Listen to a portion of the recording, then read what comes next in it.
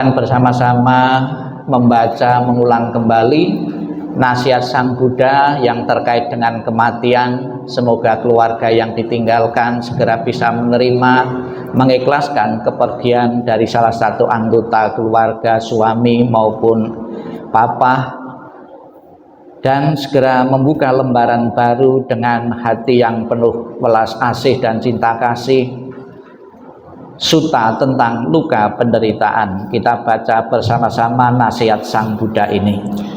Kehidupan apapun yang mengalami kematian di dunia ini adalah singkat dan penuh dengan penderitaan yang tidak dapat dihitung maupun diukur. Tidak ada alat apapun yang dapat digunakan untuk melarikan diri dari kematian. Setelah mencapai usia tua, maka kematian tak terelakkan. Bagaikan buah setelah masa akan gugur, demikian pula makhluk yang bisa mati setelah dilahirkan harus selalu menghadapi takutnya kematian. Seperti halnya dengan periuk keramik, haruslah pecah pada suatu waktu.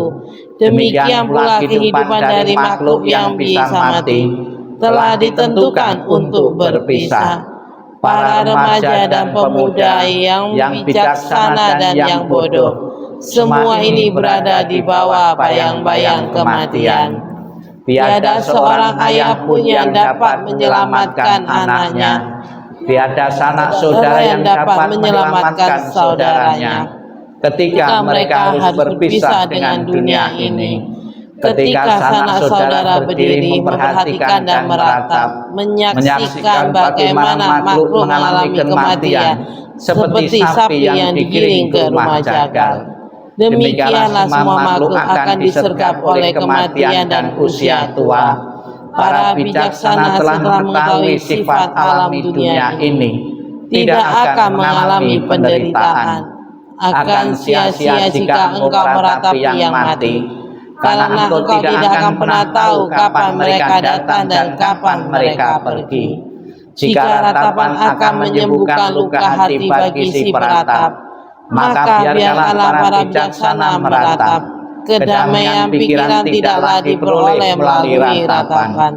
Semua keadaan ini hanya akan membawa penderitaan dan melukai tubuh. Meratap hanya akan membuat si peratap lemah dan pucat. Ratapan tidak akan menolong orang yang telah meninggal. Oleh sebab itu meratap adalah sia-sia. Dengan tidak melepaskan kesedihan, maka ia justru semakin menderita. Ia hanya akan semakin tenggelam dalam alam kesedihan. Lihatlah bagaimana orang-orang yang terlahir di dunia ini sesuai dengan karmanya harus gemetar di bawah bayang-bayang kematian. Dengan cara apapun manusia berpikir tentang segala sesuatunya, semuanya itu terjadi kebalikannya. Itulah sifat alami yang berlawan dari segala sesuatu. Dengan demikian telitilah sifat dunia ini. Walaupun misalnya seseorang dapat hidup 100 tahun atau lebih, ia tetap harus meninggalkan kehidupan ini, dan pada akhirnya kehilangan teman dan sanak saudara. Oleh sebab itu, dengan mendengarkan para bijaksana dan orang suci dan memandang orang yang meninggal, kendalikanlah kesedihanmu.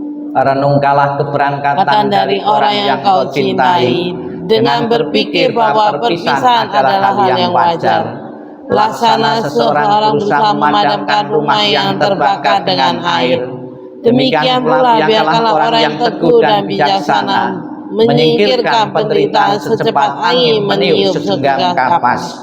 Biarkanlah seseorang yang menginginkan kebahagiaannya dirinya membuang luka dari ratapan dan penderitaan yang ditanamnya sendiri. Setelah membuang luka itu dan mencapai ketenangan batin, ia akan terbekali dan terbebas dari penderitaan, mengatasi semua kesedihan.